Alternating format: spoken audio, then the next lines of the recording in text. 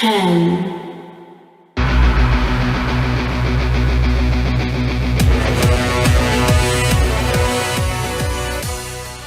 Salut à tous, c'est Sully Perfecten, j'espère que vous allez bien. On se retrouve donc comme prévu pour une vidéo spoilers de Battleground qui va avoir lieu cette nuit.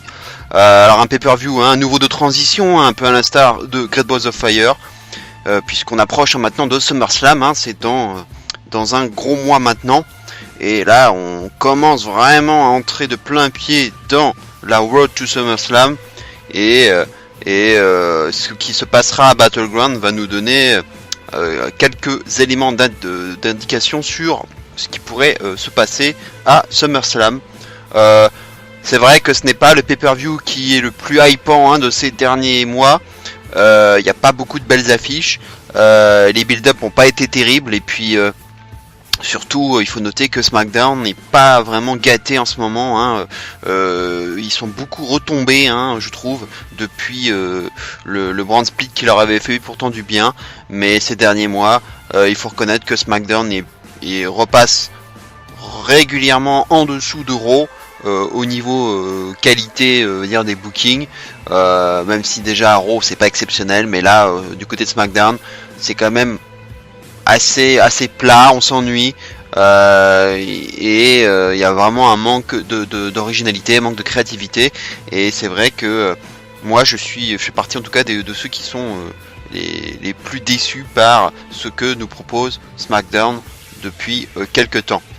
Donc on va essayer quand même de se plonger dans ce pay-per-view. Il y aura sûrement quand même, j'espère, 2-3 belles choses à en attendre, et peut-être aussi qu'on sera surpris de la bonne façon, et du bon côté. Alors on va commencer tout de suite par le kick-off avec mon chouchou Tye Dillinger qui affrontera Aiden English. Alors la WWE, on peut le dire, ne s'est pas trop cassé le cul pour booker ce match, puisque c'était déjà le match de kick-off de Backlash. Il y a absolument zéro build-up pour ce match, pour ce qu'on nous a ressorti du chapeau, juste histoire de faire le nombre. Je suis certes content que Tye soit booké dans un pay-per-view, mais j'aurais quand même espéré qu'il soit bien mieux utilisé que ça, et surtout qu'on le voit davantage à SmackDown, car il est assez transparent depuis quelques semaines, depuis plusieurs semaines maintenant, et je trouve que c'est vraiment dommage. Alors concernant le pronostic, vous aurez deviné qui va à nouveau se prendre une branlée. Aiden English. Et oui, le résultat est évident. Le face en kick-off gagne dans 95% des cas. Et il n'y a pas de raison que ça change ici. Donc, victoire de Tye, qui sera toujours bonne à prendre, même si c'est juste en kick-off. On passe maintenant à la carte principale, avec un match, je pense que vous attendez avec grande impatience. Sami Zayn contre Mike Kanellis. Un match bien pourri, qui n'intéresse bien entendu personne, il faut bien le dire. Certes, ils auront au moins eu le mérite de builder le match par le biais de différents segments qui montrent Zayn interrompant à chaque fois Mike et Maria durant leur passage en live, et qui a fini par un vase cassé en pleine tête par Mike sur le crâne de Sami Zayn. On aura quand même eu bizarrement un match entre les deux lors du dernier SmackDown, comme si ça ne pouvait pas attendre Battleground. Déjà que le match ne hype personne, alors si en plus on nous colle le match 5 jours avant le pay-per-view, ça va vraiment dégoûter tout le monde. Le match fut remporté entre parenthèses par Mike Kanellis suite à une distraction de Maria qui s'était interposée entre Mike et l'arbitre, ce qui a empêché Zayn d'intervenir, et au final il s'est fait surprendre avec une droite suivie d'un Samoan Driver que JBL a nommé de son côté The Power of Love. On verra bien si ce sera le nom officiel de son finisher par la suite. Concernant le pronostic, ça s'annonce quand même assez indécis, car Sami Zayn en tant que perdant du premier match peut légitimement espérer remporter la revanche pour prolonger la rivalité. Et Mike de son côté, pour son premier pay-per-view à la WWE, peut aussi avoir des raisons de l'emporter afin de faire en premier coup et de générer un max de réactions négatives à son égard, donc pour son premier pay-per-view à la WWE. Et d'ailleurs je vais partir sur cet argument et miser sur la victoire de Mike, avec une grosse probabilité que Maria intervienne de nouveau pour distraire Sami Zayn, ou en tout cas distraire l'arbitre. Et puis il est rare de voir un lutteur perdre pour son premier match en pay-per-view, donc voilà un argument qui va faire que je vais plutôt miser sur une victoire de Mike Kanellis. Voilà ce qu'on pouvait dire sur ce match. Match suivant, Shinsuke Nakamura affronte Baron Corbin. Alors un match dont on savait depuis un moment qu'il aurait lieu, puisque déjà au Money in the Bank on se souvient de l'attaque sournoise de Corbin dans le dos de Nakamura alors qu'il faisait à peine son entrée sur le ring. Nakamura était finalement revenu plus tard, mais Corbin avait tout de même réussi à s'imposer. Pour le prono, traditionnellement, celui qui a la mallette a tendance à perdre ses matchs pour mieux se faire oublier et nous surprendre derrière avec un cash victorieux. Et de son côté, Nakamura, vu son aura et son invincibilité qui court toujours depuis qu'il est dans le main roster, je pense qu'il va s'imposer dans ce match, d'autant plus qu'on nous tease un éventuel dream match entre Styles et Nakamura pour le titre US à SummerSlam. De plus, Corbin ayant déjà la mallette à disposition, il n'a pas spécialement besoin de gagner ce match qui n'a pas de grand enjeu puisque il n'y a pas de ceinture en jeu ou de titre de challenger numéro 1 ou titre WWE à la clé. Corbin peut tout à fait perdre ce match et devenir champion aussi bien des Battlegrounds qu'à SummerSlam, voire plus tard. Son éventuelle défaite serait donc en quelque sorte indolore pour lui, tandis qu'une défaite de Nakamura le couperait davantage dans son élan. En tout cas, je suis curieux de voir ce match qui peut être potentiellement bon entre les deux anciens lutteurs de la NXT. Un joli duel de finisher également entre le End of Days et le Kinshasa, qui sera, je pense, le finisher qui permettra à Nakamura de l'emporter. Voilà, en tout cas, je pense que Nakamura va l'emporter. Match suivant, John Cena affronte Rusev dans un flag match. Alors la vieille rivalité entre Cena et Rusev nous a été ressortie du placard pour l'occasion, avec une stipu assez surprenante, donc du flag match, qui sera d'ailleurs différente de la règle habituelle, car il ne suffira pas de simplement récupérer son drapeau pour l'emporter. On a vu dans le dernier SmackDown qu'il fallait aussi aller à l'autre bout de la rampe et planter son drapeau dans son support afin de désigner le vainqueur. Rusev a d'ailleurs réussi à le faire à SmackDown après avoir réussi à faire évanouir Cena grâce à son accolade, ce qui d'ailleurs peut être un indice supplémentaire selon lequel Rusev va perdre à Battleground. Et en effet, autant vous le dire tout de suite, Cena va bien remporter ce match sans surprise, d'autant plus que c'est son grand retour en pay-per-view depuis WrestleMania 33 et que beaucoup de rumeurs le voient déjà soit affronter AJ Styles pour le titre US à SummerSlam, soit Jinder Mahal pour le titre WWE, toujours à SummerSlam. Et puis si on devait ajouter une maigre consolation pour Rusev, c'est qu'un match avec une telle stipulation aurait l'avantage de le protéger puisqu'il ne perdrait ni par tombée ni par soumission. Donc Rusev peut tout à fait perdre, même si on ne l'avait pas vu depuis longtemps également.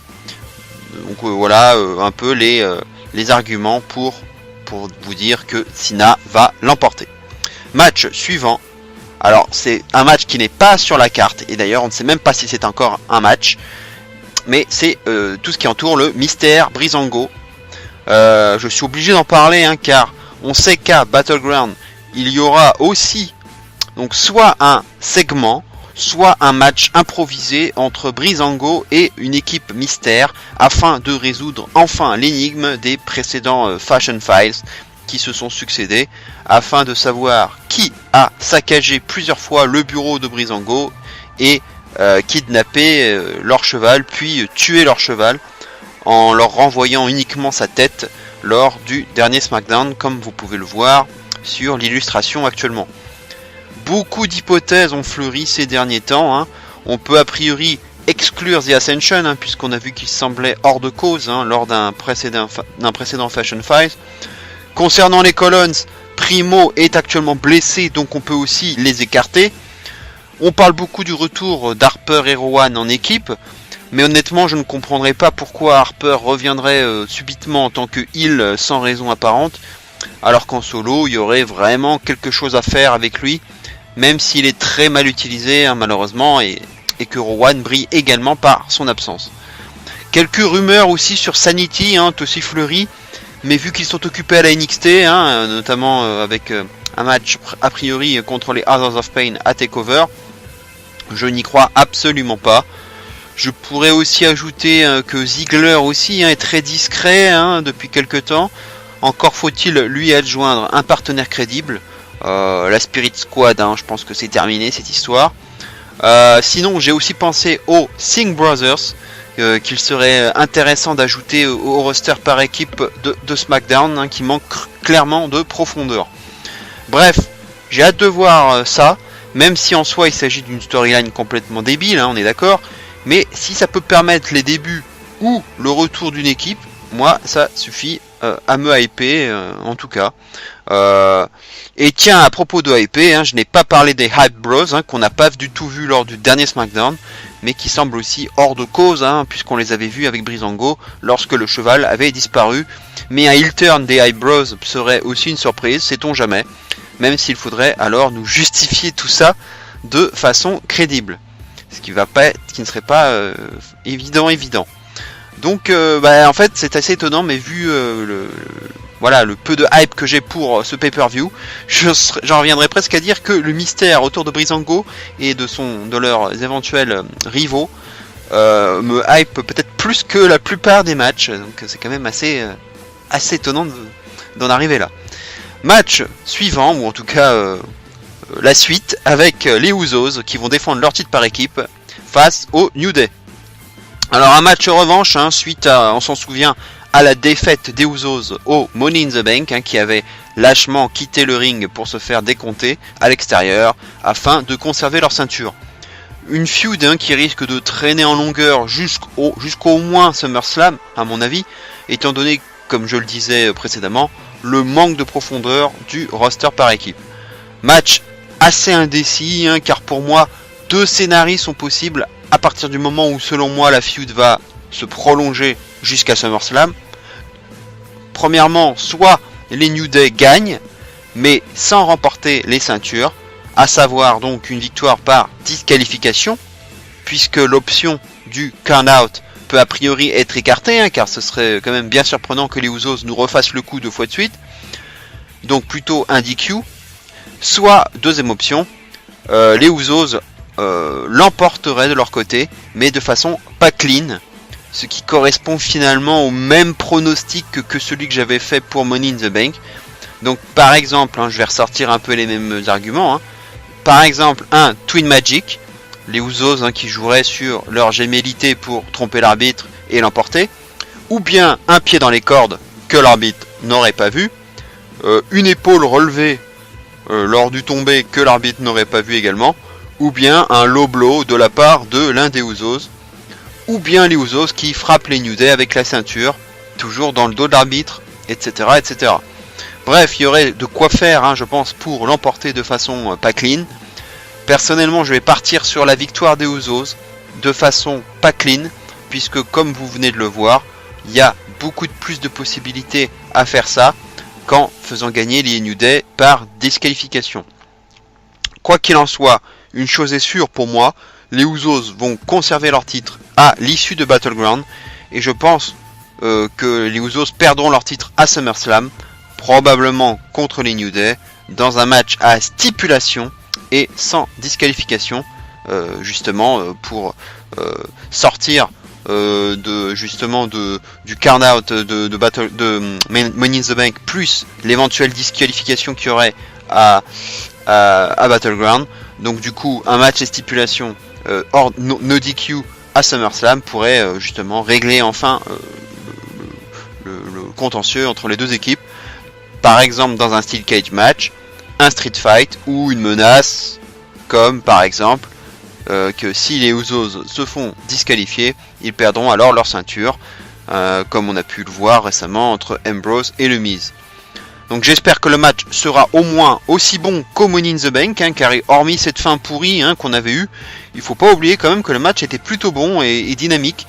Donc à noter que pour rappel, c'était Big E et Kofi qui avaient lutté au Money in the Bank. Du coup, on peut s'attendre à voir cette fois-ci Xavier Woods sur le ring. Reste à savoir qui sera son partenaire.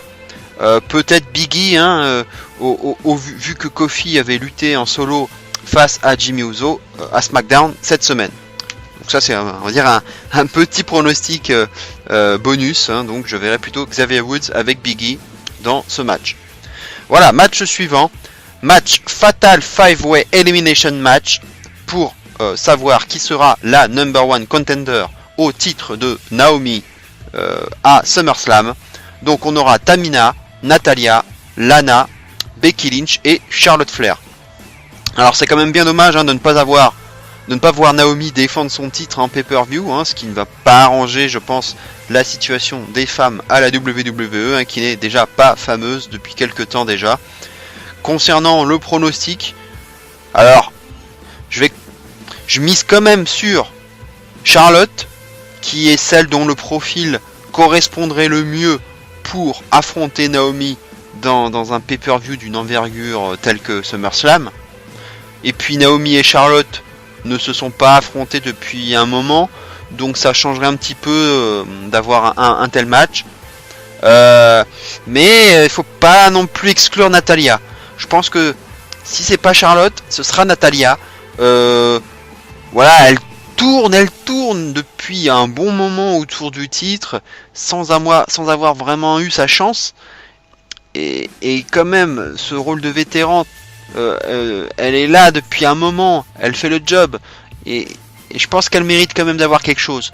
Et alors voilà, elle a pas eu grand chose ces derniers temps. Voilà, elle a été un petit peu leader du Welcoming Committee, qui est déjà un peu oublié d'ailleurs. Je pense qu'on ne le verra plus. Elle a participé à différents matchs pour essayer d'être championne ou number one contender, ou alors le match bien sûr du Money in the Bank féminin. Elle n'a pas eu vraiment l'occasion de l'avoir, ce ticket pour ce titre, et je pense qu'elle pourrait aussi avoir son mot à dire. Donc pour moi, Charlotte en numéro 1, mais attention à Natalya qui s'impose, je pense, comme une grande menace. Il faudra aussi parler de la relation entre Lana et Tamina, qui aura probablement un impact sur le déroulement du match, puisque depuis quelques temps on a vu que Tamina semblait protéger Lana et la prendre sous son aile, un peu comme si elle voulait être son mentor. Donc moi ce que je verrais bien, c'est qu'à un moment donné on ait une confrontation entre Lana et Tamina, puisque c'est un match à élimination, donc on aura différents matchs à 1 contre 1 qui vont se succéder. Enfin, c'est pas vraiment des 1 contre 1 d'ailleurs, c'est un Fatal 5-Way, excusez-moi. Donc ça va se rétrécir. Mais à un moment donné, je vois bien Lana, Tamina face à face dans le ring. Et je vois bien Tamina jouer les coachs en plein match, malgré une Lana quelque peu apeurée, en lui demandant de la frapper plusieurs fois par exemple, et de plus en plus fort. Et là tout peut arriver avec Lana qui éliminerait Tamina par surprise, soit Tamina qui ferait respecter la hiérarchie en la battant, soit carrément Tamina qui se coucherait volontairement afin de laisser Lana gagner, ce qui me semble tout de même moins envisageable, étant donné l'enjeu du match qui est tout de même de très important avec ce match à SummerSlam. Donc je verrais bien en tout cas une finale, oui, entre Charlotte et Becky Lynch, ou Charlotte contre Natalya. Ça pourrait être Charlotte Becky Lynch par rapport à la revanche de mardi dernier, qui a vu Becky l'emporter sur Charlotte, ou bien Charlotte contre Natalya, donc comme je vous disais, voire Charlotte contre Tamina, qui semble quand même mieux mise en valeur depuis quelques temps, et cette association avec Lana. En tout cas, a priori, les deux dernières sur le ring devraient être une heel et une face à n'en pas douter. Enfin, donc du coup, moins de chances qu'on ait un Charlotte Becky, mais plutôt un Charlotte Tamina ou un Charlotte Natalia. Voilà ce que je pense. Enfin, on ne peut pas ne pas parler d'un cash éventuel de Carmella, hein, car, il faut le rappeler, dans le dernier SmackDown, Naomi a dit qu'elle entrera sur le ring à Battleground pour féliciter personnellement la gagnante du Fatal 5-Way. C'est d'ailleurs quelque chose qui peut paraître assez risqué hein, lorsqu'on n'est pas booké dans un match et qu'on s'expose malgré tout à un cash. Du coup, il ne serait pas impossible que par exemple la future gagnante attaque Naomi durant ce segment hein, de félicitations et que Carmella arrive alors derrière pour cacher. Mais personnellement, avec Carmella hein, qui a déjà teasé un cash dans le dernier SmackDown, ça me semblerait beaucoup trop prématuré et beaucoup trop téléphoné que Carmella cache à Battleground. Il faudrait qu'elle attende encore quelques temps, pourquoi pas à SummerSlam qui s'y prêterait davantage, voire encore plus tard. On a besoin, je pense, de voir la mallette féminine suffisamment longtemps, parce que c'est quand même la toute première mallette féminine de l'histoire. Du coup, ce serait, je pense, dommage de s'en priver. En tout cas, voilà, je le répète, Charlotte serait de peu ma favorite et en 2 je dirais Natalia. Pour moi ça va se jouer entre les deux. Match suivant, AJ Styles défendra son titre des États-Unis contre Kevin Owens. Alors un match qui logiquement a de bonnes chances d'être le match de la soirée hein, malgré un build-up quasi nul hein, car en effet on n'a pas vu de moment marquant entre Owens et Styles lors des derniers SmackDown. La seule chose à noter c'est le changement surprise de titre entre les deux avec Styles donc, qui a donc repris le titre à Kevin Owens lors d'un live event au Madison Square Garden. Du coup j'ai du mal à voir la ceinture faire le yo-yo et déjà revenir du côté de Kevin Owens. Pour moi AJ Styles va conserver son titre et l'emporter de façon clean, d'autant plus qu'on annonce déjà un Dream Match à SummerSlam, soit entre Styles et Nakamura, soit entre Styles et John Cena pour le titre US. Ces deux combats nous ayant d'ailleurs été teasés à des moments différents lors des derniers SmackDown. Et chose envisageable également, c'est à la fin du match, une fois que Kevin Owens aura perdu, on pourrait éventuellement voir Chris Jericho faire une apparition surprise et venir s'attaquer à Kevin Owens pour se venger de l'attaque qu'il avait subie aux mains de Kevin Owens avant de partir s'absenter sur blessure in kayfabe pour préparer sa tournée avec son groupe Fozzy. Je ne pense pas personnellement que Jericho aura du temps hein, sur son planning pour se pointer à Battleground, mais sait-on jamais, ça pourrait peut-être lancer un dernier match entre eux à SummerSlam, puisque si KO Kevin Owens perd à Battleground, il faudra bien le mettre sur autre chose à SummerSlam. En tout cas, j'espère voir un très bon match et d'une durée suffisamment longue pour bien en profiter, autour de 20 minutes par exemple, vu qu'en dehors de ce match, hein, c'est pas sûr qu'on ait beaucoup d'occasions de se régaler. On passe déjà au main event entre Jinder Mahal, qui défendra son titre WWE face à Randy Orton dans un Punjabi Prison Match. Le grand retour de cette structure hein, qu'on n'avait plus vu depuis 10 ans à No Mercy 2007 entre Batista et le Great Khali. Il est bien sûr difficile de prédire ce qui va se passer tant il peut se passer de choses dans un tel match, mais concernant le vainqueur, Jinder Mahal est clairement le favori pour l'emporter, et d'ailleurs il va l'emporter car ça permettrait d'en finir une bonne fois pour toutes avec cette feud qui, il faut bien le dire, est assez ennuyeuse, à l'image de leurs deux précédents matchs à Backlash et au Money in the Bank, dont les deux fins étaient d'ailleurs assez similaires. Au moins on peut se dire qu'avec une telle stipulation du Punjabi Prison Match, on n'aura certainement pas le même final que lors des deux précédents pay-per-view. On peut envisager tout de même une intervention des Singh Brothers hein, qui pourrait par exemple grimper la deuxième cage de la prison afin d'empêcher Orton d'en redescendre et donc de gagner le match, ce qui permettrait alors à Mahal d'en profiter pour l'emporter. D'autres diraient que de voir Orton perdre 3 fois de suite en pay-per-view face à Mahal paraît très suspect, et du coup certains diraient que Orton l'emporterait, mais avec dans la foulée un cash de Baron Corbin. Moi personnellement je dirais la même chose que pour Carmella, à savoir qu'un cash de Corbin serait trop prématuré et que ça aurait davantage d'impact si Corbin cachait à SummerSlam par exemple, notamment sur un gars comme John Cena, si celui-ci remportait son 17e titre face à Mahal à SummerSlam donc. Il faudra pas non plus compter sur un cash de Corbin sur Mahal, car voir un heel caché sur un heel serait tout de même assez surprenant et ne correspondrait pas à l'idée qu'on se fait d'un cash qui généralement colle mieux lorsqu'un heel le fait sur un face ou vice versa. Et enfin, dernier argument qui vaut ce qui vaut, mais les deux précédents Punjabi Prison Match ont été gagnés par les faces, Undertaker et Batista, donc ça serait bien qu'un heel remporte enfin ce genre de match et contredise la maxime jamais 203.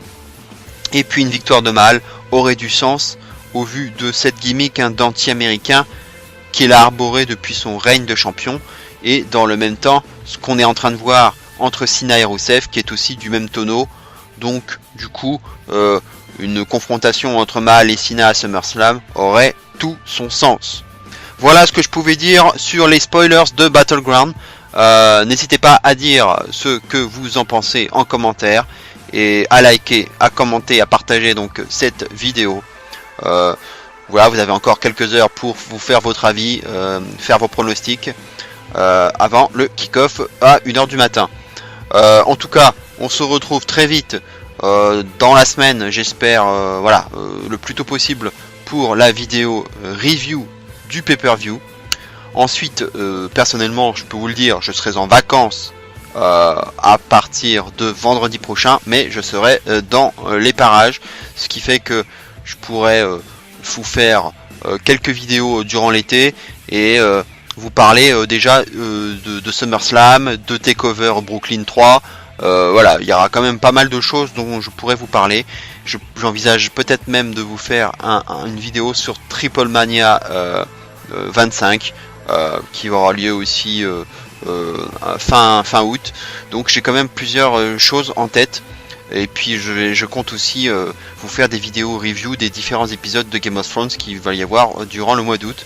Voilà, j'ai quand même pas mal de projets pour vous sur ma chaîne. Et j'espère que ce programme vous donne envie en tout cas de suivre ma chaîne et de voir mes vidéos.